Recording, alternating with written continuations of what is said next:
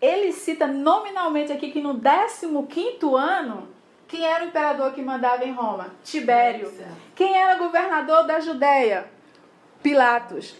Quem estava governando na Galileia? Herodes. E esse Herodes aqui é Herodes Antipas, tá? Depois eu vou explicar os 3 Herodes.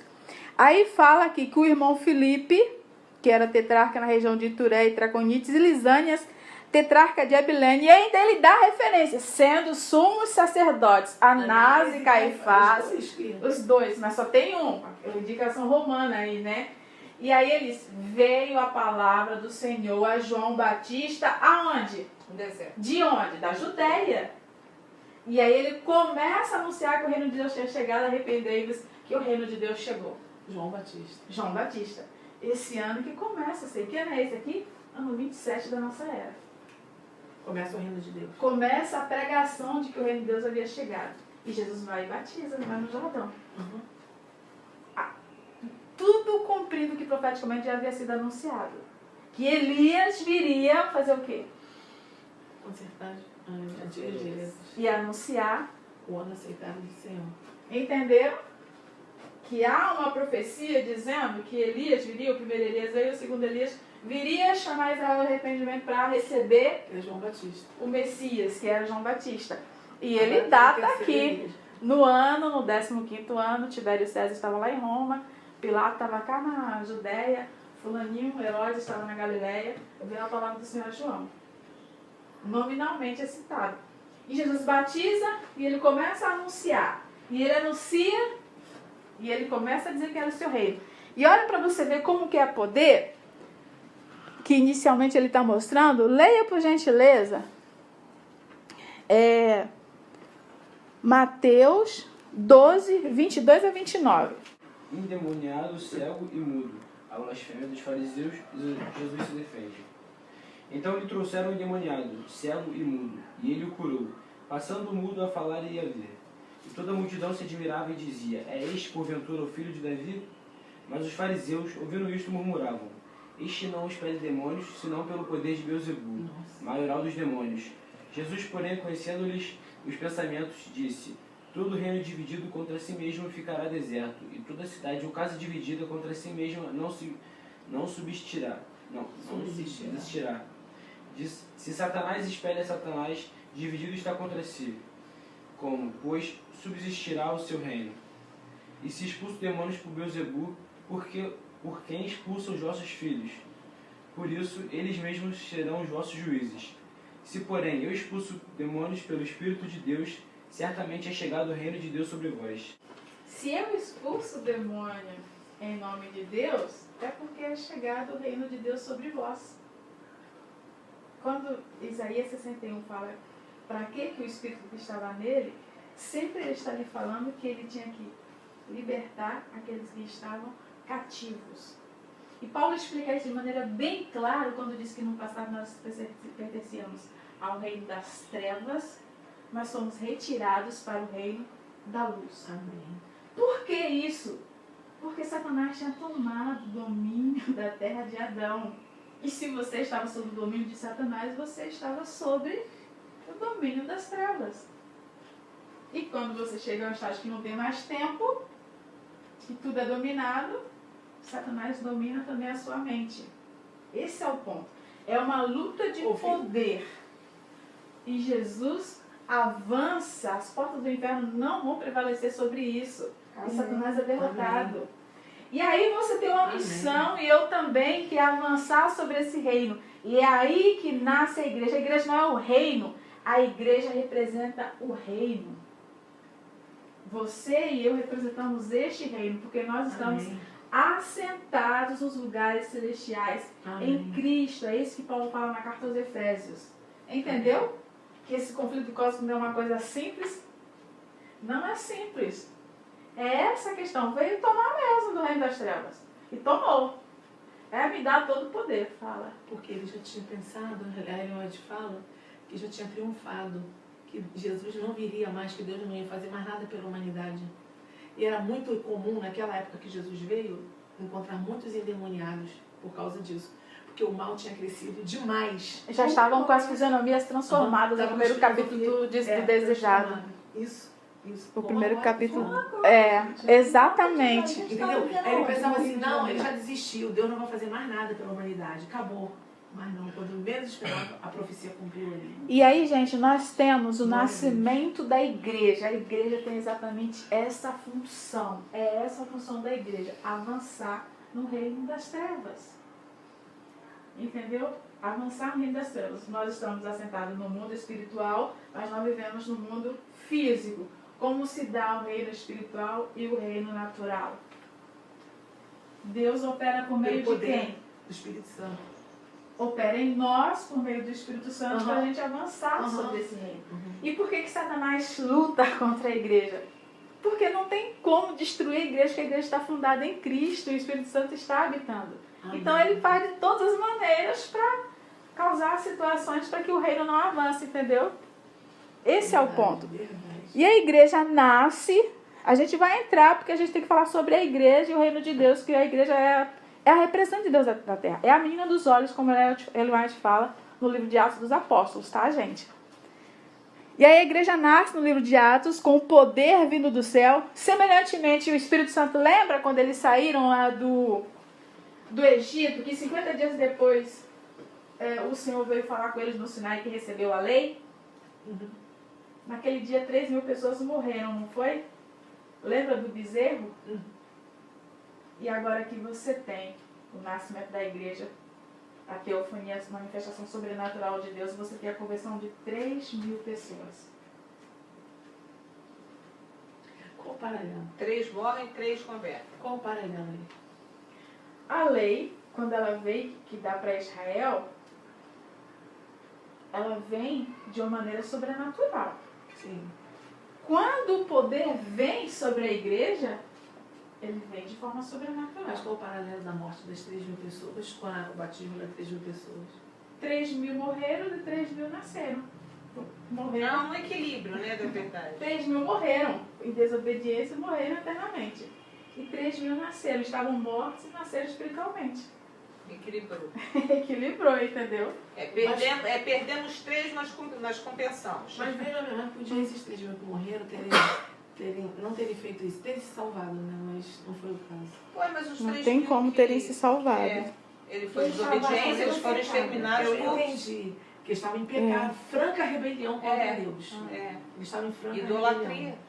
Porque também eles estavam muito acostumados com a idolatria quando saíram do Egito. Esse é o perigo da gente sair do Egito e ainda botar o pé, ainda ficar com o pezinho lá no Egito. Entendeu? Um pé lá no fora e um pé dentro da igreja. É muito perigoso. Por quê? Porque a gente pode perder a vida eterna da gente. Na verdade, 200 anos de Egito, agora perdão. Agora você imagina quantos os patriarcas morreram, os que iniciaram tudo lá, morreram. É uma nova geração, casando com os outros, né? Muito influenciados pela cultura egípcia. Isso. Então a situação meio que tudo bem. Dispersou, né? Eu acho que a situação deles era uma situação bem complicada. Gente, olha só. Pra gente entender esse reino, Davi não unificou o reino. Israel não tinha os inimigos, os heteus, aquelas 7 nações que deveriam ser destruídas por conta da medida de iniquidade, já tinha chegado ao teto. Israel tinha o quê? Inimigos físicos, inimigos literais. Mas Paulo disse que a luta da igreja não é contra inimigos literais. Efésios 6, 10 a 13. A 13. Pode ler. No demais, irmãos meus, fortalecei-vos no Senhor e na força do seu poder. Revesti-vos de toda a armadura de Deus, para que possais estar firmes contra as astutas ciladas do diabo. Porque não temos que lutar contra a carne e o sangue, mas sim contra os principados, contra as potestades, contra os príncipes das trevas deste século, contra as hostes espirituais da maldade nos lugares celestiais. Portanto, tomai toda a armadura de Deus, para que possais resistir no dia mau e, havendo feito tudo, ficar firmes. Quanto ao mais, irmãos, sejam fortalecidos no Senhor e na força do seu poder. Novamente, Poder. Paulo reivindicando para que a igreja se revesta de poder. Fortalecer no Senhor e na força do seu poder. Por que você precisa se fortalecer? Porque a luta diferentemente do passado, que eram aqueles inimigos vizinhos, a luta Agora o hoje inimigo é espiritual. é espiritual. Às vezes Potestades, incorpora no principados. corpo, dá licença, às vezes incorpora no corpo de um irmão que você ama, para te aprontar. Não é nem necessariamente a corporificação de um demônio já está no estágio final de que a pessoa está sem o Espírito Santo. Mas tem várias maneiras nessa luta de que o inimigo pode Eu acho que atuar. cada um a gente sofre, cada um de nós sofremos aos nossos... Pontos os fracos. exatamente. Cada um tem seu fraco. Eu acho que o pior é justamente isso. Porque o ataque, ele não é um ataque cibernético, vai para todo mundo que é uma máquina. Não, vou jogar um vírus para todo mundo. Não, não é. Cada um tem o seu ataque diferenciado, né? Para mim pode ser, de repente, passar por cima politicamente de um colega de trabalho, para outro, de repente, pode ser a cobiça de uma coisa que o outro tem. Não tem, Exato. eu acho que é por aí. Mas o Só que é uma necessário... licença que ela falou na pontinha, que os pastores falam muito. Por exemplo, o inimigo sabe qual o seu fraco, qual o dela. Ele vai atacar exatamente no seu fraco. Mas aí é que tá. A essência é que você se fortaleça no Senhor e na força do seu poder. Isso é o Porque a única maneira de você vencer é você ser você fortalecido. Porque se você estiver fraco, você não tem. Soldado fraco não tem como avançar, gente. Soldado sem armadura, você vai estar preparado para essa guerra? Impossível você não ter um soldado sem estar preparado para uma guerra conseguir vencer. Israel tinha a proteção de Deus, tinha, o templo estava lá, tinha todo o sistema cultico. Agora a igreja que tem que avançar, que é o reino, a representação do reino de Deus, a igreja tem um poder. O poder é o Espírito Santo que habita em mim e em você. Ora, se é um conflito, se é uma luta, agora é necessário que se entenda. Jesus e Satanás não estão iguais nessa luta. Satanás já está derrotado, tá? A diferença é que Satanás tem uma superioridade tremenda sobre nós. É o estrago que ele pode fazer em nós. Nossa vida, é verdade. Entendeu? Não é que Satanás, não é que Satanás vença Mas é também Cristo. aquilo, né? Perdi, tudo bem, eu vou carregar o máximo que eu puder. Porque não são dois poderes absolutos lutando. Esse aqui é criatura, tá? Satanás é criatura. Vamos explicar isso aqui. Pra gente não pensar que são dois poderes em pés de igualdade. Não. Esse aqui, a luta espiritual que nós temos no reino das trevas é que ele, em termos de força, nós não temos condição de vencê-lo se não tivermos o poder de Deus. Esse é o ponto. E agora a gente entra na questão de como que Satanás vai trabalhar para impedir que esse poder avance sobre o reino dele. Esse é o ponto. Entendeu? Como que Satanás atua para impedir que a igreja avance sobre as portas do inferno? Porque as portas do inferno não podem prevalecer sobre o avanço do reino de Deus. Vão ter que ser derrubadas. O que ele faz? Ele começa... desunião. Ele começa com a estratégia bem forte lá. A perseguição. Perseguição. Ele começa perseguindo primeiro Pensando que ia destruir com a perseguição. E a gente vai ver agora que ele começa a perseguir primeiro dentro da igreja, que é Israel.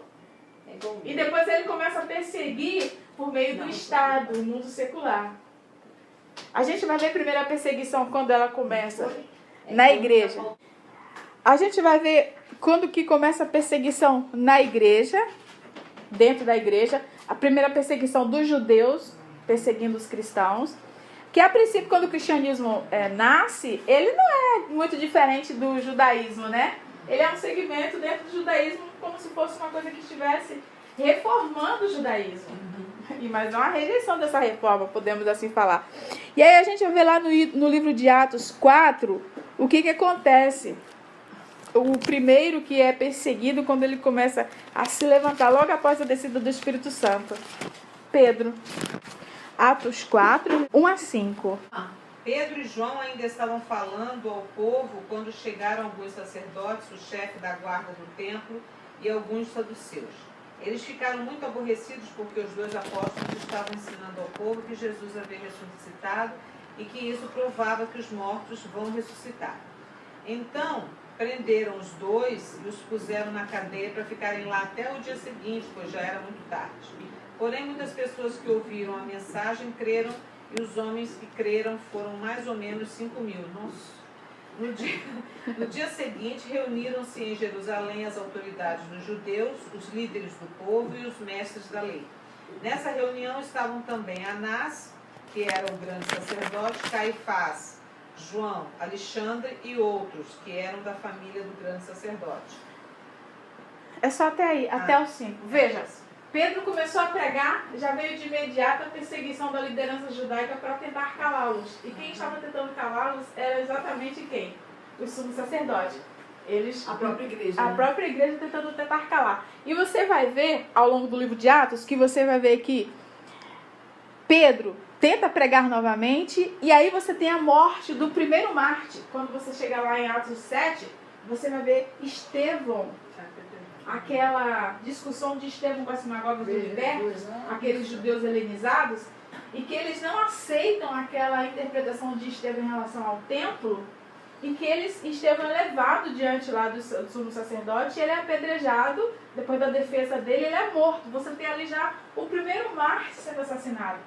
Quando você chega lá no livro de Atos 12, você tem Tiago sendo mandado a ser assassinado por Herodes, entendeu? Você tem essa perseguição. Deus chama Paulo e faz com que as coisas se revertam a favor do cristianismo, quando Paulo, aspirando cartas de morte, quando Paulo pega as cartas lá de autorização para ir a Damasco buscar gente daquela seita para trazer para Jerusalém para serem assassinados. Tem uma perseguição dentro do judaísmo para que aquilo não avance. Lá no capítulo 5 você vai ver os apóstolos sendo também presos. Tem uma perseguição, a morte de Estevão gera uma perseguição ensandecida, que morrem já de imediato duas pessoas da igreja, Estevão e Tiago, que eram o apóstolo do Senhor. E aí quando o Senhor chama Paulo e que Paulo começa a pregar, você vai ver o tamanho da perseguição que ele sofreu. Segundo Coríntios 11, 24 a 28, você vai ver Paulo descrevendo o que ele padeceu. 5 vezes recebi dos judeus uma quarentena de açoites menos uma. Fui 3 vezes fustigado com varas, uma vez apedrejado, em naufrágio 3 vezes, uma noite e um dia passei na voragem do mar. Em jornadas, muitas vezes, em perigos de rios, em perigos de salteadores, em perigos entre patrícios, em perigos entre gentios, em perigos na cidade, em perigos no deserto, em perigos no mar, em perigos entre falsos irmãos. 28. Em trabalhos e fadigas, em vigílias muitas vezes, em fome e sede, em jejuns muitas vezes, em frio e nudez. Além das coisas exteriores, há o que pesa sobre mim diariamente, a preocupação com todas as igrejas. 32 a 33 agora, do 32 e o 33. Em Damasco, o governador preposto do rei Aretas montou guarda na cidade dos damascenos para me prender. Mas num grande cesto me desceram por uma janela da muralha abaixo, e assim me livrei das suas mãos. 5 quarentenas, na verdade Paulo levou 196 chibatadas, tá? Porque eles não chegavam a 40, eles davam só 39, são 5 vezes 4 é 20. Caracterizar a misericórdia. Exatamente. É uma quarentena. É uma quarentena. Uma quarentena Mas- menos um, sabe? Dá 39. 39, mas então quando você multiplica 5 vezes, É. 5 É quarentenas, 5 mesmo. 5 vezes 4, 20. Desses 200 menos 5, ele levou só de chibatadas, foram 195 chibatadas. Entendeu? Será que é aquela que tinha aquelas 2 pontinhas? Ah, devia ser. Agora a gente vai entrar no livro. Eu fiz essa introdução para explicar o reino, para a gente mostrar a perseguição ao nascimento da igreja, a perseguição do cristianismo dentro do judaísmo e como Deus reverteu a situação de Paulo. E agora, antes de eu entrar na perseguição, eu queria explicar 3 coisas para vocês entenderem. Eu queria falar sobre a dinastia Júlio-Claudiana, César Augusto, Otávio. Você vai ver ele citado nominalmente na Bíblia quando ele fala que teve que ter realizado um censo. O imperador teve que fazer um censo no império e que José e Maria tiveram de sair de onde eles estavam para irem até Belém. Ele é citado nominalmente. Como que ele chegou ao poder? Roma passa por um período de monarquia, república e império. A monarquia começa com Rômulo e termina com Tarquínio, 753 a 509 a.C. Aí passa por república, que vai de 507 até o ano 27. Durante a república, surge um cara chamado Júlio César, um militar excelente, um dos melhores militares de todos os tempos, e ele avança, Roma conquista. Qual que é o propósito de Roma? A gente sabe que o comércio internacional, como é que funciona? O comércio internacional funciona predominantemente nos mares. E qual que era o objetivo de Roma? Conquistar aquela bacia mediterrânea para que tivesse controle de quê? Do comércio. E tinha uma grande ameaça do outro lado do Mediterrâneo. Na África, uma cidade chamada Cartago, cidade fundada pelos fenícios, dominadores dos mares. A gente vai ver os fenícios lá fazendo acordo internacional com Salomão e tendo aquele domínio, Israel florescendo imensamente por conta daquele controle lá que os fenícios tinham dos mares na navegação de cabotagem. E Irão faz aquele acordo com Salomão bem sucedido, que chega comércio em todos os lugares do mundo e Israel floresce, né? E aí você tem, quando Roma conquista Cartago, Roma avança sobre o Egito, Júlio César avança sobre as Gálias e chega no Egito. Quando ele chega no Egito, ele conhece uma garota muito bonita, muito bela, que Elizabeth Taylor representou muito bem no cinema, chamada Cleópatra. Ah, eu vi. E ele se envolve com Cleópatra, tem um filho chamado Cesarion, e que na dinastia de Ptolomeu ele se chama Ptolomeu IV, e Cleópatra quer unir a casa de Ptolomeu com a casa de César. E o Senado romano não quer União de não. uma dinastia de outro povo que não seja os próprios romanos dominando a República Romana.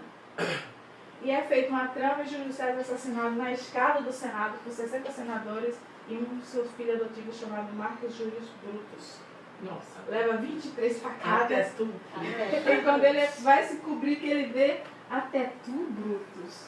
E César é assassinado. No testamento de César, César deixa, e ele, nessa ocasião, ele foi dado pelo Senado como ditador perpétuo. Tá? E César deixa, no seu testamento, o seu herdeiro, Otávio. E é esse Otávio que aparece aí. Quando César morre, o Senado elege um triunvirato. Esse triunvirato tem Otávio, e tem também Marco Antônio, e tem também um outro. E o que acontece? Otávio começa a avançar sobre Marco Antônio está no Egito, ele acaba se envolvendo também com Cleópatra. Cleópatra e Marco Antônio passam a ser amantes. E Otávio vence Marco Antônio na Batalha de Ácio. Quando Otávio vence, no ano 27, o Senado romano dá o título a Otávio de quê? De imperador. E dá outro título mais, de Augusto, que significa divino. E aí nasce o culto ao imperador. Tinha que oferecer incenso, às vezes vinho também. E Otávio, o Império Romano, gente, hoje, aquilo que foi o Império Romano é a soma de 46 nações. Não é pouca nação não, né? 46 nações. Para aquele tempo, né? Não, hoje as nações existem, é a soma de 46 hoje. Ou seja, Roma dominava toda aquela bacia do Mediterrâneo. Como é que você vai dominar pessoas que são lá da Britânia, que é a Grã-Bretanha? Como é que você vai administrar pessoas lá da Gália? Como é que você vai administrar pessoas lá de Cartago, do Egito, de lá do Oriente, com culturas tão diferentes? Quando Otávio chega ao poder, ele celebra uma coisa política chamada de Pax Romana, ou seja, a paz romana. O que é paz romana? Paz romana é governar em paz os povos conquistados. E como que isso se dá na política de Estado romano? É formar uma religião sincrética, não só religião, um panteão. Exatamente. E as religiões. As religiões, juntou as culturas para dar religião. Já ouviu falar no panteão, ou panteão? O panteão de deuses romanos era todos os deuses de todos os povos que poderiam ser adorados em Roma dentro de uma forma sincrética, que hoje nós chamamos de ecumênica. Só que tinha um povinho chato que não submetia isso. E esse povinho chato começa a causar problemas. Ao mesmo tempo que esse povinho era chato, esse Deus que eles adoravam era fantástico, porque a sociedade romana era formada de patrícios, povos e escravos. Esse Deus que eles adoravam dizia que todo mundo era igual, que tinha ressurreição, que tinha um Deus que via todo mundo igual, que tinha um Deus que dava poder, que tinha um Deus que salvava. E aí tinha toda essa situação. Não era um Deus elitizado.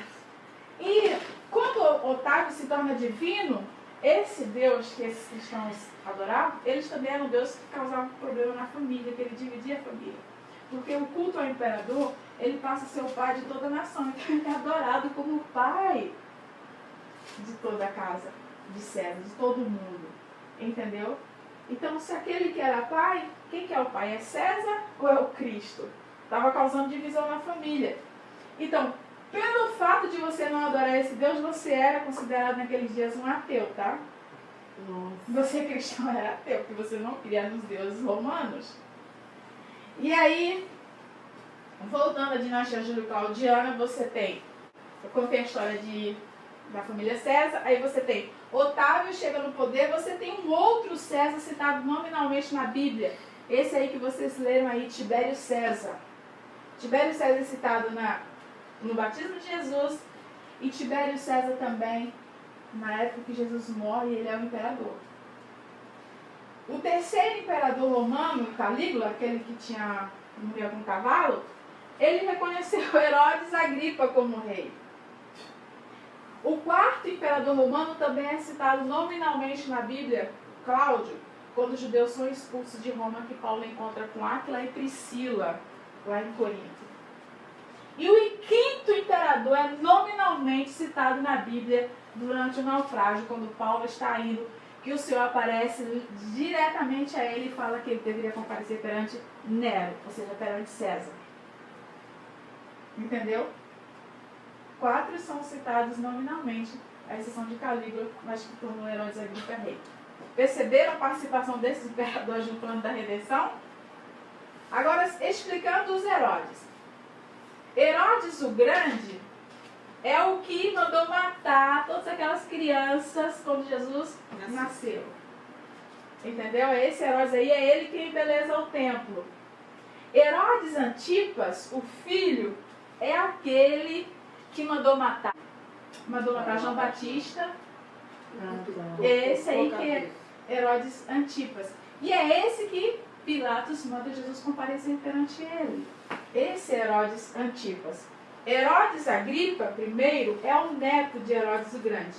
É ele que manda matar Tiago, que está lá no livro de Atos, e é ele que Festo manda Paulo expor a defesa dele lá em Cesareia. Entendeu? São estes homens que aparecem. E aí nós temos essa realidade de o cristianismo crescendo nesse poder, todo esse domínio do Império Romano, e surge esse homem chamado Nero. E ele mandou matar todo mundo da casa dele. Todo mundo. A dinastia Júlio-Claudiana termina aí, tá? Que Nero mandou matar todo mundo. E ele não era muito bem da cabeça. Sanguinário. E aconteceu que Nero mandou tocar fogo em Roma. E tinha que ter um bode expiatório. E o bode expiatório foram os cristãos. E aí você tem a primeira perseguição do Estado no cristianismo. Começa aí com Nero no ano 64 de nossa era, quando ele manda tocar fogo, tá lá em cima lá do Monte Palatino, vendo tudo aquilo, tocando a harpa, o poemas de Troia, da destruição de Troia, e vendo toda aquela cena. E culpa os cristãos, e nós vemos toda aquela história de como Nero mandou fazer toda aquela barbaridade. Dos 14 bairros de Roma, 10 foram incendiados e tinha que arrumar o culpado. E os cristãos ali começam a ser perseguidos. Notem, eu coloquei essa perseguição dividida em séculos, porque não foi só uma perseguição, tá, gente? No primeiro século, a gente tem Nero, Domiciano e Trajano, já passando para o segundo século. Eu vou explicar aqui alguns deles. No segundo século, a gente tem Adriano, Antônio Pio e Marco Aurélio. E no terceiro século, olha quanto período, Décio, Valeriano e Maximiano. Mas notem, não era uma perseguição contínua, não foram 3 séculos contínuos de perseguição. Foram perseguições. Por exemplo, Nero perseguiu depois Nero sai, veio Vespasiano, veio Tito, depois veio o irmão de Tito, Domiciano. Aí Domiciano vai e faz uma perseguição. Quais os motivos da perseguição de Domiciano? Domiciano queria que os judeus, que o mesmo imposto que eles davam para o templo, que eles dessem para Roma. E os judeus se recusaram a isso. E Domiciano também queria estabelecer que os cristãos e os judeus adorassem o imperador. E eles se recusavam a isso. E por conta dessa recusa de adoração ao imperador e de pagar esses impostos abusivos a Roma, veio uma perseguição a cristãos e judeus. Entendeu? E foi uma perseguição tremenda em cima disso aí de Domiciano. Já Trajano, isso aqui acontece uma coisa interessante para registrar na história. Existia um cara chamado Plínio, que governava a região chamada Bitínia, lá na Ásia, que o cristianismo estava crescendo demais na Ásia. E aí, Plínio não sabia o que fazer. Mandava dar umas surras em um, mandava prender outros, e mandou uma carta consultando Trajano o que fazer acerca com esses cristãos. Olha o que o Trajano respondeu. Trajano disse que se fosse para perseguir, que ele ia ter um custo muito alto para o Estado, que não deveria perseguir. Mas se houvesse alguma denúncia contra um cristão, que ele deveria ser punido, e se possível até mesmo com a morte. Entendeu? Então, se você tivesse alguma coisa contra ele, que era cristão, você poderia denunciá-lo pelo fato de ser cristão, estava ferrado. Entendeu? E foi assim que essa perseguição em Trajano aconteceu. E aí você tem, depois de Trajano, no 2º século, você tem esse cara aqui chamado Décio. Esse cara aqui quis voltar às glórias de Roma e ele trouxe a perseguição de forma diferente. Ele queria que os cristãos novamente pudessem adorar e se submeter ao império. E uma das coisas é que você deveria renunciar à sua fé. Para você não morrer, você deveria renunciar à sua fé. E alguns cristãos fizeram isso. E quando você adorava o imperador, você recebia um certificado de que você estava fazendo. Entendeu? Estava se diplomando. E aí você tem esse Valeriano, você tem Maximiano. A perseguição de Marco Aurélio, esse cara aqui que era filósofo. Eu queria ler para vocês aqui uma senhora que foi perseguida no governo de Marco Aurélio. Uma senhora chamada Blandina, Porém, a mais destacada de todos esses mártires foi Blandina, uma mulher frágil por quem temiam seus irmãos. Quando lhe chegou o momento da tortura, mostrou tal resistência que os verdugos tinham que se alternarem. Quando vários dos mártires foram levados ao circo, Blandina foi pendurada no madeiro em meio deles, e dali ela os encorajava. Como as feras não a atacaram, os guardas a levaram de novo ao cárcere.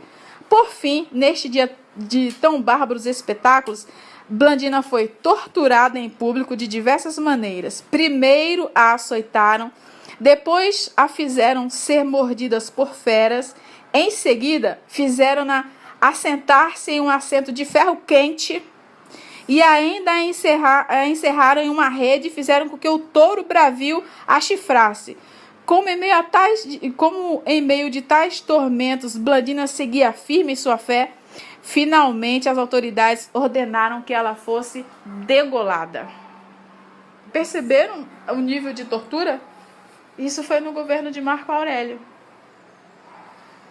A mulher, você já imaginou você sentar num ferro quente? Hoje tem acontecido essas coisas, até pelo tráfico, né? Eles fazem muito essas covardias. Pelo simples fato de você ser cristão. Querem mais? Vou ler o de Policarpo. Vocês podem encontrar isso, a Era dos Mártires, de um escritor chamado Justus González, um historiador da Igreja Cristã. Deixa eu ler Justus González aqui, de Policarpo. Foi no governo de Marco Aurélio, tá, gente? Esse cara era filósofo, tá, irmãos? Esse cara era filósofo. E foi um dos melhores imperadores de Roma. Policarpo. Deixa eu ler aqui, ó.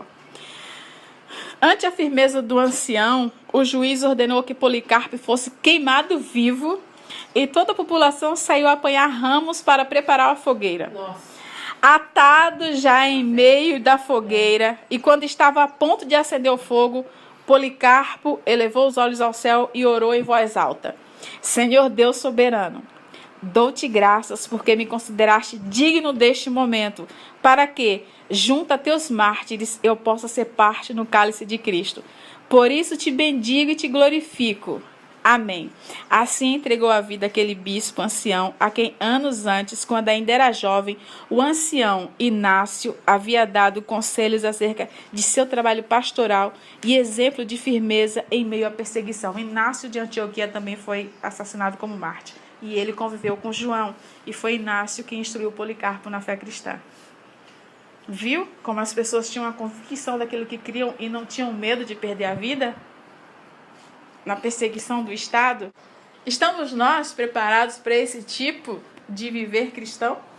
Botando nos dias de hoje, tá bom. Nós, como igreja, estamos preparados para isso? Não tá não. Muita gente aí falou em tortura. Vai. Tortura, morrer, tô fora.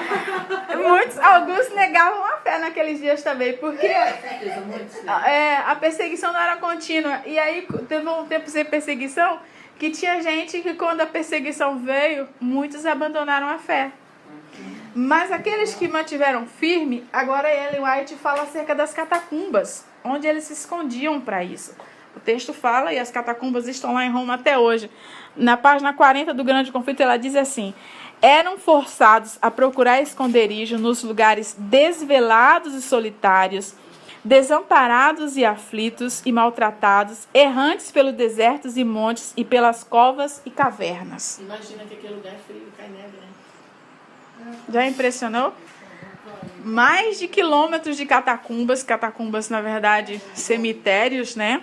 E eles estavam lá, orando, fazendo o culto deles e se escondendo do poder do Estado. E Satanás querendo destruir a igreja. Naquela época, né? Não tinha satélite. Hoje Mas nessa época nossa, a gente não precisa temer os satélites. Sabe por quê? Porque quando vai se cumprir o Salmo 91. O Salmo que seremos 91 invisíveis. é o Salmo do tempo da perseguição, o Salmo escatológico. Tá? E Se tem catatumba ali, no Catumbi, tu corre e tá o traficante lá sentado.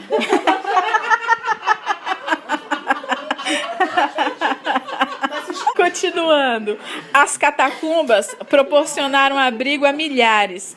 Por sob as colinas fora da cidade de Roma, longas galerias tinham sido feitas através da terra e da rocha. O escuro e complicado trama das comunicações estendia-se quilômetros além dos muros da cidade. Nestes retiros subterrâneos, os seguidores de Cristo sepultavam os seus mortos. Quando suspeitos, os proscritos também ali encontravam lá. E aqui ela diz: quando o doador da vida despertar, os que lutaram o bom combate, muitos que foram mártires pelo amor de Cristo, sairão dessas sombrias cavernas. Quantos estão ali? Quilômetros. São mais de 20 quilômetros, né? É 20, é mais de 20. O Rodrigo fala lá. Só para você ter uma ideia. Agora você imagina quantas pessoas estão ali. Quantas pessoas foram devoradas pelas feras no Coliseu Romano? E quantos morreram ali por causa de picada de cobra e doença e... Agora, Ellen White fala nesse texto, eu fiz essa introdução para vocês mostrarem, Ellen White fala que a participação de Satanás nisso. A participação de Satanás de duas classes na igreja. Satanás utilizou o poder do Estado para tentar destruir a fé. Perceberam no mundo natural como se deu essa tentativa de combater a igreja? Como? Tentou combater a igreja destruindo, matando as pessoas. Porque se mata, Tinha que ser alguma coisa de cima para poder movimentar o povo. Né? Exatamente. Colocou pessoas específicas para perseguir especificamente aquele povo. De que maneira? Preste atenção de Roma, a questão religiosa de Roma. Uma coisa que cristão não tinha como adorar aquilo se você fosse um cristão verdadeiro. Como é que você vai se enquadrar diante do poder do Estado para que você ofereça incenso, que você adore o imperador? Isso é ecumenismo, tá, gente? Isso é ecumenismo, esse sincretismo religioso de Roma. E isso foi uma maneira bem elaborada, bem inteligente de você. Saiu Politicamente. Saiu da mente de quem? Então, mas politicamente era ganho, tá?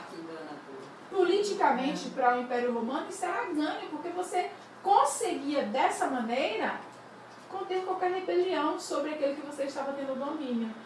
Porque você era um povo dominado por outro povo, mas a partir do momento que você tinha liberdade para você adorar o seu Deus, você aceitava aquilo. Perceberam? Tinha algum problema você adorar o seu Deus e ver você sendo dominado? Não, você tinha liberdade religiosa pelo seu Deus que você adorava. Mas um Deus diferente daquele que não se enquadrava diante daquilo que Roma apresentava, você era ateu, então você tinha que ser eliminado. É o que vai acontecer. É a laranja podre. Preste atenção de como Satanás agiu. Nero é o primeiro anticristo da história, tá? Nero é o primeiro, porque foi o primeiro com o poder do Estado a matar o povo de Deus. E quando Paulo começou a pregar, Jesus não mandou ninguém, nenhum deles aparecer diante de um imperador.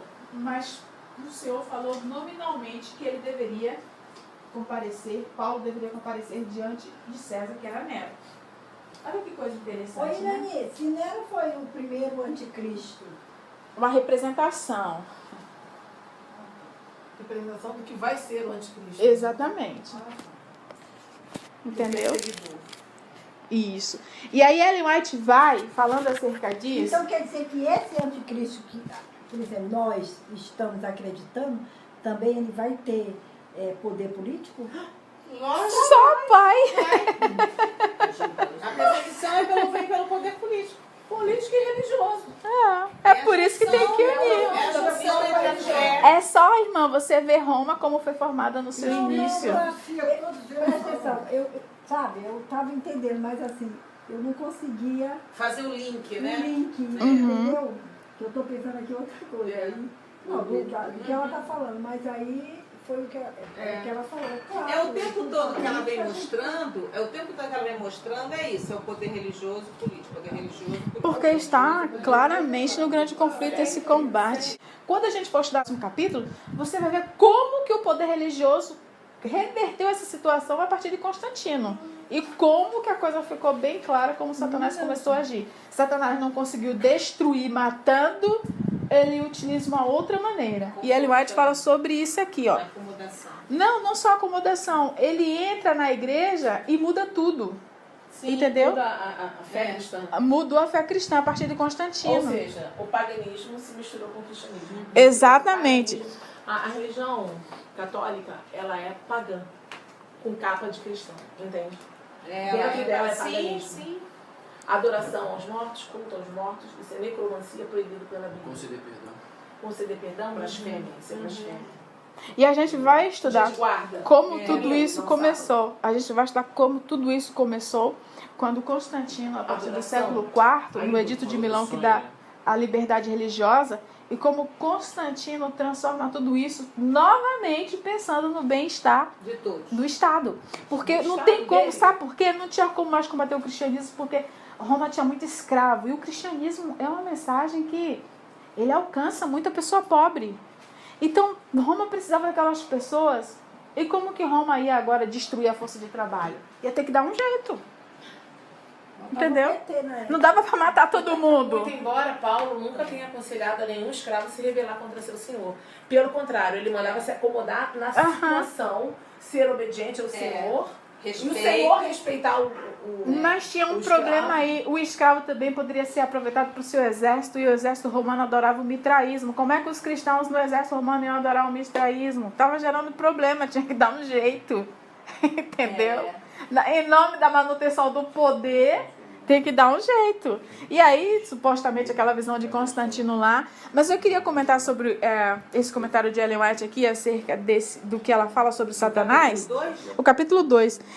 Na página 43 no meu, ela diz assim: sempre tem havido duas classes entre os que professam ser os seguidores de Cristo. Enquanto uma dessas classes estuda a vida do Salvador e fervorosamente procura corrigir seus defeitos, a outra evita as claras e práticas verdades que eles expõem os erros. Ah, você tem feito isso de novo.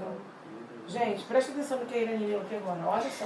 Sempre tem havido duas classes entre os que professam ser os seguidores de Cristo. Enquanto uma dessas classes estuda a vida do Salvador e fervorosamente procura corrigir seus defeitos, a outra evita as claras e práticas verdades que eles expõem os erros. O outro ponto, Satanás formulou seus planos para guerrear com mais êxito contra o governo de Deus, hasteando sua bandeira na igreja cristã. Se os seguidores de Cristo pudessem ser levados a desagradar a Deus, falhariam sua força, poder e firmeza, e eles cairiam como presa fácil. Foi nesse momento que essas duas classes apareceram exatamente dentro da igreja, quando aceitaram Eu vou ver A os mistura. dois. exatamente a imposição de Constantino dentro da igreja. A Ellen White começa a falar acerca das duas classes. Eles queriam se livrar daquilo, e uma maneira de você se livrar daquilo é você acender uma vela para Deus ou outra vela para o diabo. Entendeu? E quem prevaleceu nisso aqui da aceitação? Quem estava acendendo a vela para os dois. Porque tinha uma classe que queria continuar morrendo se fosse o caso, mas não ceder. Mas tinha outra que cedeu e prevaleceu. Aí enfraquece a categoria, né? E essa realidade chega até hoje, as duas classes dentro da igreja. Quando as duas classes queriam chegar no início da igreja primitiva, o Espírito Santo impediu na hora. Ela cita o exemplo de Ananias e Safira. O valor dos mártires, no capítulo 12, ela fala sobre Ananias e Safira. O Espírito Santo impediu aquilo ali. Pô, já nascendo, Satanás já estava lá na hora. O bicho é perigoso mesmo, né? Aí ela impede sobre isso. Então a igreja tem. Então, dentro dessa perspectiva, você tem uma igreja, a partir dessa realidade, uma igreja que continua seguindo a Cristo, você tem uma igreja dentro da própria igreja que não segue a Cristo. Então são duas classes. São duas classes. Que E acha essa- que segue, mas não segue. Tá lá, mistura. Tem o joio com o trigo. Essa classe, é por isso que eu estou falando aqui sobre a igreja sofredora. A igreja sofredora está dentro dessa classe. Existe uma igreja que sofre dentro da fé cristã. Mas vai ter um momento que dentro da fé cristã vai ser esse remanescente. E quais são as características dessa igreja sofredora? Essa igreja que está no mundo. Isso está, para quem quiser ver, está no WordPress, um site lá da internet. Igreja sofredora também, gente, na linguagem do passado, Lutero chamou de igreja militante, que vai ser no final a igreja triunfante, tá? E que a Ellen White também usa essa nomenclatura de Lutero para falar acerca da igreja sofredora, que é a igreja que milita, a igreja que sofre, a igreja que padece. As 5 esferas de perseguição hoje, gente, a igreja ainda continua perseguida. Individualidade. De que maneira que você é perseguido na sua individualidade? A pessoa não é livre para escolher qual religião quer seguir. Orar a Deus dentro de casa ou em lugar público. Possui um exemplar da Bíblia ou outros livros cristãos para uso pessoal. 2. A família. A perseguição vem por meio de pais, irmãos, tios, avós, primos e outros. O convertido é impedido de praticar sua fé em casa e enfrenta problemas em assuntos civis como casamento, enterro. Existe essa perseguição hoje em pessoas que querem seguir a Cristo, sobretudo em países islâmicos. O 3º, a comunidade. O cristão sofre pressão por meio de atitudes preconceituosas e regras de convivência. E o 4º, a nação. Por exemplo, na Arábia Saudita, lá na região do norte da África, como que isso acontece? O cristão enfrenta oposição, pois não há leis que garantam liberdade de culto e prática da fé.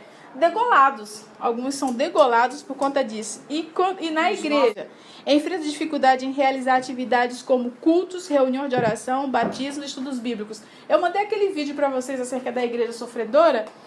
E aquele vídeo daquela igreja na Nigéria, que aquele pessoal estava lá e chegou aquele grupo de islâmicos e executou todas aquelas pessoas, aquela menina de 9 anos que perdeu o pai e aquela que perdeu 2 irmãos, né? Aquela situação. Aqueles cristãos coptas que foram assassinados pelo Estado Islâmico, aquela situação. Aquela menina no sudeste da Ásia pregando que o próprio Senhor fala com ela, esse você deve falar, esse não. E vários exemplos nos países islâmicos que existe uma igreja que é perseguida. E aqui, no Ocidente, que a gente tem liberdade religiosa, mas nós temos as nossas aflições individuais, às vezes no serviço por você ser cristão, às vezes o problema com o sábado, que é muito comum. Então, aquela perseguição que eles sofrem não é a mesma que a nossa. Lá, eles estão sendo degolados. E qual que é a diferença? A diferença é que no Ocidente você tem liberdade religiosa. A liberdade religiosa existe no Ocidente, porque é democracia liberal. Então, existe o Estado laico. Então, qual é a dificuldade no futuro você ter uma lei que tire a laicidade do Estado? Nenhuma. Basta que você fundamente mais o fundamentalismo dentro da fé cristã, que você perde essa noção de Estado laico, que você passa a ter o Estado confessional. Esse é o ponto. E se o Estado virar confessional, ainda que seja o Estado cristão, o que vai acontecer? Eles vão forçar uma situação para implantar aquilo que eles querem implantar dentro do cristianismo, que é contra a palavra de Deus, né? Exatamente. Que é a guarda do domingo. Esse é o problema. Aí você tem esse sincretismo dentro da fé cristã, da união de crenças, mas a incompatibilidade da crença como em relação ao sábado, e você tem ecumenicamente a aceitação de que aqueles outros podem adorar o seu Deus também. Aí você volta à Roma antiga. De você ter uma coisa sincrética e ao mesmo tempo você ser imposta a adorar a único Deus, que representa aquilo tudo. E num dia específico. Eu até queria Que a maioria tem. Esse é o ponto. Um dia ela abordasse, sabe o quê? Essa questão todo dia do ecumenismo, dessa coisa aí do Estado, da religião, está assim, trazendo a política, está entrando na política. Uhum. Isso está muito fundamentado naquele órgão internacional que trabalha por isso. Conselho Mundial de Igrejas. E a ONU. Mas o Conselho Mundial de Igreja é o órgão dentro da ONU que trabalha isso. E é necessário que se entenda que o Conselho Mundial de Igreja não é a criação da Igreja Católica. O Conselho Mundial de Igreja é uma coisa criada pelo protestantismo a partir da Segunda Guerra Mundial, tá? Ecumenismo não é uma ideia da Igreja Católica. O ecumenismo é uma ideia do protestantismo. Filha, mas teólogo. isso modernamente. O ecumenismo sempre existiu. Você não falou de Roma? Sim, mas hoje, a partir do... Eu sei, filha, eu sei. Na Babilônia já teve um ecumenismo lá também. Sim. Então, o ecumenismo não é uma coisa nova. Lá na Torre de Babel já teve um ecumenismo também. Então, essa coisa de unir todo mundo em volta de uma falsa fé já é uma coisa muito antiga. É a plano do inimigo para poder combater a Deus e seu povo e sua lei. Sim, porque todas as vezes que você precisa unificar o mundo, você tem que partir de uma parte comum para que você não tenha problema. E o problema de você não ter... dentro de um reino unificado, você começa trabalhando a religiosidade das pessoas. Porque se você tolhe o teu direito de adorar o Deus que você quer, o Estado vai ter problema, porque não é só uma pessoa sendo impedida, entendeu? É por isso que isso vai e volta, vai e volta, vai e volta. Claro que não é o tema de hoje, nem se vai falar sobre isso aqui agora. Não, é só uma breve pincelada assim. Por que é o protestantismo que faz isso? Porque lá na Bíblia está escrito que seria a besta que sobe da terra que faria isso. Uma imagem é a primeira. Mas quem quer isso mesmo é a primeira. Porque Satanás está onde? Dentro da primeira besta. Agora a segunda trabalha para a primeira, para fazer isso tudo. Esse ecumenismo moderno. Mas eu queria que a gente lembrasse que todas essas coisas em relação aos últimos dias, que se repete, tudo isso acontece dentro daquela parte do ferro da estátua. Entendeu? Que, exatamente. Mas quando a gente está aqui na parte do ferro, a gente vai chegar na parte do barro, né? Quando a gente chegar na parte do ferro. A gente está na parte do ferro. Quando a gente chegar a partir do período medieval, a gente vai. Mas a gente está naquela parte que Jesus vem na parte do ferro, gente. A interferência de Deus na história, Daniel dá para qualquer historiador, linearidade da história. A história ela tem um começo e ela tem um fim. Que antes não era assim, tinha-se a ideia de história cíclica. E o Senhor fala para Daniel que não é assim, é linear. Ela tem um fim. E quando o Senhor começa a trabalhar isso, essa questão de Roma, o que é Roma? Aquele animal diferente que ela conquistou o quê? Os antigos impérios gregos. Ela conquistou biblicamente os impérios anteriores. Entendeu? Está vivinha até hoje. Exatamente, ou seja, e aquela representação máxima, porque se a estátua é um corpo, se a estátua é representada por o poder está representado por um corpo, o corpo ele não é só as pernas, ele é um todo, né? Então ela uniu Todos estiveram antes dela. Resumindo a história de hoje, Elias contando a história dos mártires. O cristianismo passa pelo nascimento do cristianismo pelo próprio Cristo, a perseguição que começa dentro do próprio judaísmo, e aí nós temos a perseguição do Estado. E uma perseguição que nunca deixou de existir, mas ela vai ter uma dimensão maior quando houver novamente o quê? Essa tentativa que começou lá com Nimrod e que termina novamente no fim de que todo o mundo seja um único povo governado por um único homem. Esse é o ponto. E aí, novamente, as bandeiras da Inquisição se levantam. Porque o que Paulo diz? O apóstolo Paulo declara que todos que piamente querem viver em Cristo Jesus padecerão perseguições. E a gente começa vendo a questão de Roma, e é importante que nós entendamos que Roma nunca deixou de existir. O cristianismo, Jesus vem, entra na história a partir de Roma, e Jesus termina a história a partir de Roma. Todo o processo do cristianismo é dentro de Roma. Perseguição, tranquilidade, perseguição, mas tudo está dentro de Roma. Porque Roma, essas são as pernas, como você falou, que vem desde o nascimento de Jesus até o fim, e continua até o fim. Porque Roma vai estar até o fim. Na próxima semana, a gente vai ver a questão de como Constantino fez isso e como Constantino fez duas situações. Como que o bispo de Roma começou a sobressair mais do que os outros. O Império Romano do Oriente, capital Constantinopla, e o Império Romano do Ocidente, capital Roma. E como que o patriarcado de Roma teve influência nos demais patriarcados. O patriarcado de Alexandria, o patriarcado de Antioquia, como que o bispo de Roma começa a sobressair diante disso aí, e que está aí até hoje. E estudar profecia passa necessariamente pelo estudo da história. Eu vou entrar muitas vezes na história, que eu não gosto de história, vai ficar meio é tão bom. chato. Aquele pastor... Perguntas? Deixa eu falar uma coisa. Aquele pastor Paulo Cordeiro, português, ele disse assim na introdução de um sermão que ele fez, que ele era um adventista, nascido de pais adventistas. Os pais já eram adventistas quando ele nasceu. Então, ele foi criado na igreja e nunca saiu da igreja. No entanto, ele, durante uma fase da vida, ele era assim, mais ou menos, tô na igreja, mas não era aquela coisa, sabe, totalmente seguindo o que Deus quer. Deixou isso bem claro, né? Não sei os problemas que ele enfrentava, mas ele falou isso.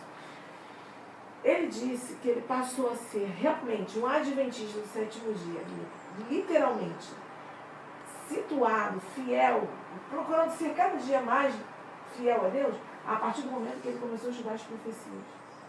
Porque as profecias, elas dão, essas profecias que a gente está estudando, né, Daniel, Apocalipse, elas situam a gente dentro de um tempo e mostram pra gente toda a trajetória da história, e Deus mostrando, sempre chamando, sempre querendo mostrar para o seu povo todo o seu plano de amor, de salvação, de uma forma assim muito precisa.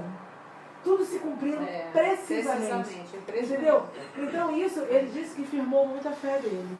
E eu acho que eu faço das palavras dele as minhas também, porque, sabe, as profecias escatológicas, elas nos firmam na verdade. Porque você estudar o grande conflito, você tem que saber do que Elias está falando, você tem que saber historicamente, contextualmente, o que ela está falando aqui.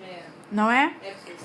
Porque ela está falando aqui da história da igreja. O grande conflito é a história da igreja a partir do cristianismo, o livro de Atos. Eu queria ler para vocês o testemunho de Perpétua e Felicidade.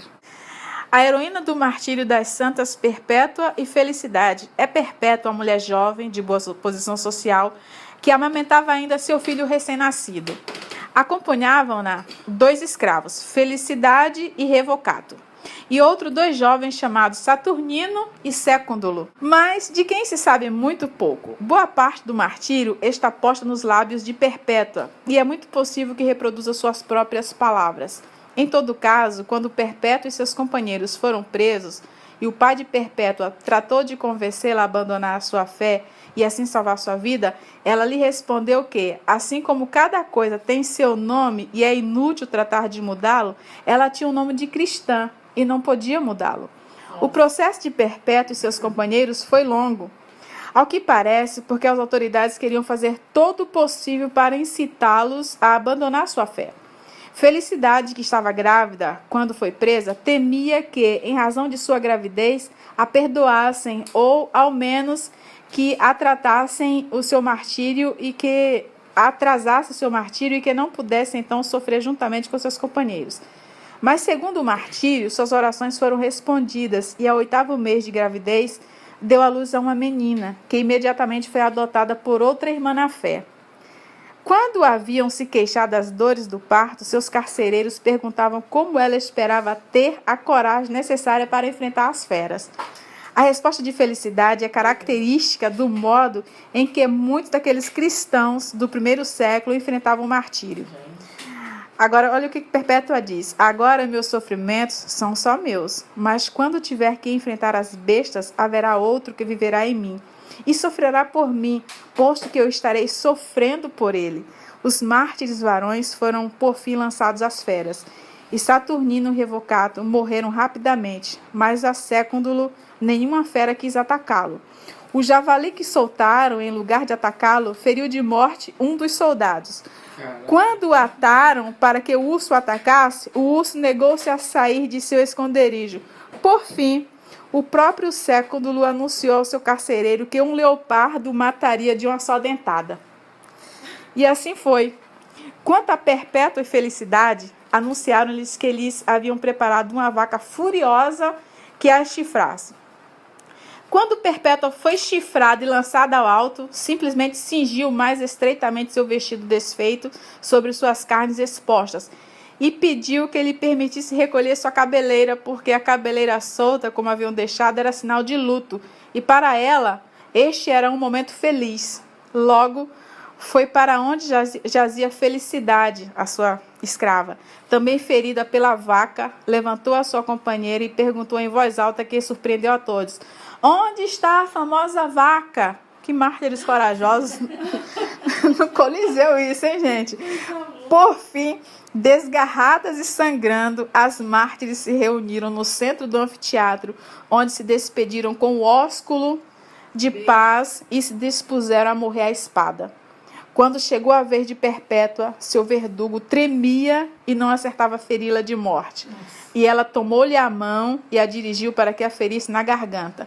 Ao chegar a esse ponto, o martírio comenta: talvez o demônio a temesse tanto que não se atrevia a matá-la sem que ela o quisesse. Pouco depois, por razões que não estão de todas claras, a perseguição amainou. Continuaram existindo alguns mártires em diversas partes do Império, mas na medida em que houve os anos 202 e 203, o imperador Caracalla, que sucedeu a Sétimo Severo no ano de 211, tratou de ganhar o apoio da população, estendendo a cidadania romana a todos os seus súditos livres. Que martírio, hein? Gente, isso é um relato, foi mesmo, né? Isso aconteceu. Você tirou a meditação? Onde é que se tirou essa? A Era dos Mártires, Justus Gonzalez, historiador da igreja. Isso está na Ata dos Mártires, na história da igreja, tem um livro chamado Ata dos Mártires. É muito relato de gente, mas essa de Perpétua e Felicidade daquela Blandina eu achei fantástica. Nossa. Onde está a vaca? Cadê a vaca? A nossa vaca. O leopardo, não, o leopardo me mata. O javali tentou matar, não conseguiu. O javali nem saiu da toca. O urso ficou lá só na toca, lá dando assim. Gente, a gente sabe que é a nossa última geração. Meninos, amanhã, se vocês tiverem de passar pelo martírio, lembre-se da história da igreja cristã. Se a fé alguma vez for balançada, lembre-se. Foi muita gente morrendo para que chegasse até nós hoje. Esse é o ponto. Tertuliano, que Ellen White cita, disse que o sangue dos mártires era semente para a igreja. Quanto mais morria, mais... Tertuliano é uma apologista da fé cristã. Ellen White o cita aqui.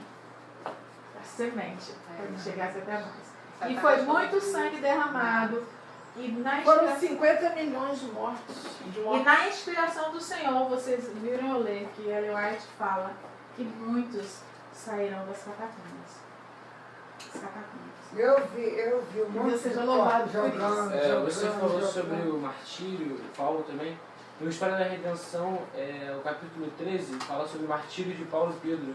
Aí fala: Os apóstolos Paulo e Pedro estiveram por muitos anos, muitos distanciados de seu trabalho, sendo que o trabalho de Paulo era levar o evangelho aos gentios, enquanto Pedro trabalhava especialmente pelos judeus. Contudo, na providência de Deus, ambos deviam testemunhar de Cristo na metrópole do mundo, e sobre o seu solo ambos deviam derramar o sangue como semente de uma vasta colheita de santos e mártires. Aí eu também tenho uma parte da Sangue? Não, ela falou inspiradamente. Ter sangue. Tem que ter sangue. Aqui, ó, não, é Wesley, não posso rebaixar as escrituras ao vosso gosto. Deveis elevar-vos até elas ou perecer para sempre. É fantástica a história da igreja, é fantástica. No seu nascimento, porque depois a igreja, quando se corrompe com a política, ela passa a perseguir, né? Olha que loucura. Totalmente perdida dos seus princípios. O livrinho está despencando. O historiador que eu tô lendo aqui é esse aqui. Tem o Roger Olson e tem o Justus Gonzalez. Está disponível na internet. A Era dos Mártires, Justus Gonzalez, até os confins da Terra. É uma série que ele tem de narrativa da história da igreja. É a Era dos Mártires, a Era dos Gigantes, a Era das Trevas, o período da Igreja Católica, lá do período medievo, a Era dos Altos Ideais, a Era dos Sonhos Frustrados, a Era dos Reformadores, já 1500, dos Conquistadores, a Era dos Dogmas e das Dúvidas, a Era dos Novos Horizontes, a Era Inconclusa, que é a nossa. Entendeu? Interessante. Mas a história dos mártires é fantástica. E isso corrobora com aquilo que ela está falando. Ela descreve, né, em linhas gerais, o que aconteceu. Como Nero matou, como os outros perseguiram aqueles. A perseguição desse aqui, quem foi ele? Qual é o terceiro título? O terceiro título entra o meu querido, nosso querido Constantino. É o capítulo 3? É o capítulo 3. Se quiserem ler, como começam as trevas morais. Aí vai contar como que começam as trevas morais na igreja. Como começa os três? Começa, é isso aí, começa com a história cristã e o grande conflito termina lá no céu. E a gente vai entrar na questão americana quando chegar no capítulo 25. Tem muita história aí pela frente. E isso só mostra o quanto que a história é uma ação de Deus, né? Em relação à igreja.